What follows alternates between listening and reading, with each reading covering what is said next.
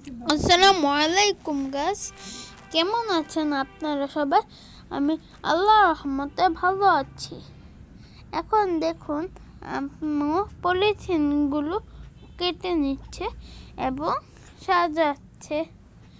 এখন লাল শাক, তারপরে ধনিয়া, টমেটো, কাঁচামরিচ এবং সিম খুলে নিল।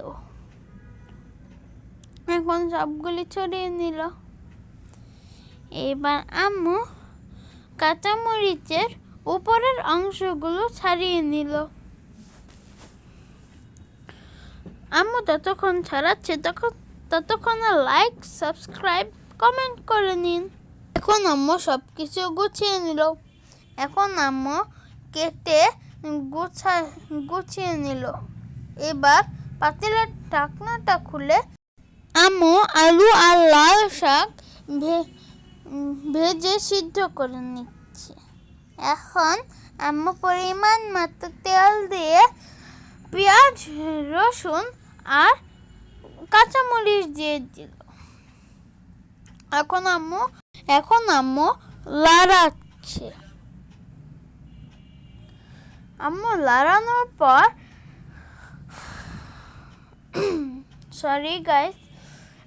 আম্মু নাড়ানোর পর লাল শাক আর আলু সিদ্ধ করে নিল। এখন আম্মু আবার নাড়ালো। এখন দিয়ে দিল ধনিয়া কুচি। এখন আবার নাড়াচ্ছে। এখন আম্মু পরিমাণ মতো তেল দিয়ে নিল। এখন 5টা মাছ দিয়ে নিল। এখন মাছগুলো উঠিয়ে নিল। হলুদ, মরিচ দিয়ে দিল। এখন নাড়াচ্ছে। এখন আম্মু দিয়ে দিল ফুলকপি, সিম, তারপরে টমেটো। এখন 2-3 মিনিট পর আবার নাড়ালো, কিন্তু নাড়াচ্ছে না। এখন নাড়ানো শুরু করলো। এখন পরিমাণ মতো তেল দিয়ে দিল।